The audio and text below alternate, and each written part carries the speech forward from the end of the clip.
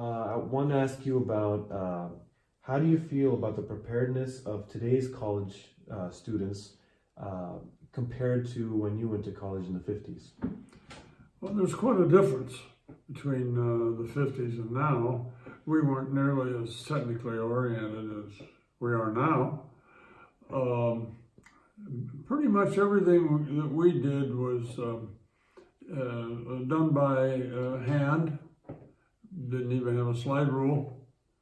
I'm thinking of grade school and high school. So there was quite a difference, and the difference between teachers and students, that relationship was quite different too. Back in the 50s, all the way up to the late 60s, teachers didn't have much of a closeness with students. And the students obeyed the teachers, and the students sat there and listened, tried to learn. When Vietnam hit, then there were a lot of people that were against us being involved in the Vietnam War, and the more we became involved, the more students became vociferous about their being against the war, and teachers the same way. And so teachers and students got to be on the same page. And there was just a close relationship between students and teachers then than there was in the 50s. Right. So, and how do you feel about, let's say, that'd be kind of social, but in more detail, what differences have you noticed from, like, socially, how people acted, how they dressed, compared to, you know, the 50s today and now, and as well as in regards to how were drugs? Did you deal with anything regarding drugs? None of us, to my knowledge, ever heard of any drugs taken other than drugs that needed for medical purposes. Never heard of it. Didn't know of it. Booze, but didn't know of anybody that drank booze in grade school. High school, I went to first year, my freshman year was a public school, and then my last 3 years was a private military school in Tennessee during discrimination time that was going on. And we didn't have much of a social environment. Everybody dressed pretty conservatively. That was about it. Mainly it was to learn and get it over with and get beyond it and go to work, either after high school or after college. Very few kids dropped out of school in those days. Way more today drop out of school, you know, high school, grade school. Yeah. By the way, the S&P 500, Standard & Poor's 500, in those days, virtually no one had a high school education. That was the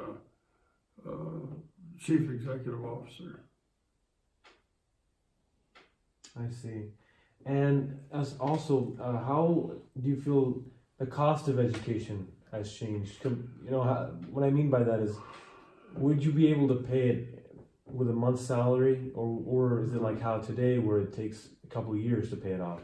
Well, the difference is when I went to UCLA and started in 1954, and we went by semesters.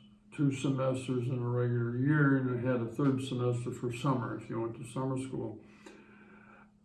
We were paying $45 a semester for tuition, and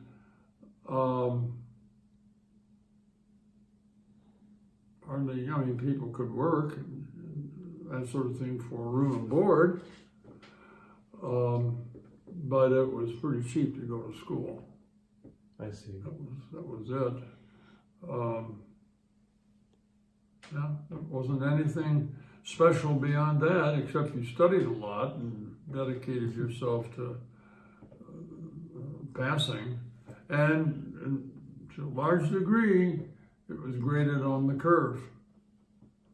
So that was it, pure and simple, the curve. Well, not all the majors had that, but most of them did. The serious majors did, the sciences, English, and, history, and all of that did too. It was brutal. I see. And as a UCLA grad, how do you feel going to public school or public university? How did you feel? Like the environment? Like how did it feel going to class? Did the professors listen to you as much? Did they know your name, or were you just one of a thousand? The big classes, no, they didn't know anybody's name to speak of. There's much smaller classes. Your major, and my major was geology, and I believe that all the professors knew our names, but we didn't have a big class. It might be 20 in the class. So, yeah, they would know. And we worked with them doing field work and that sort of thing.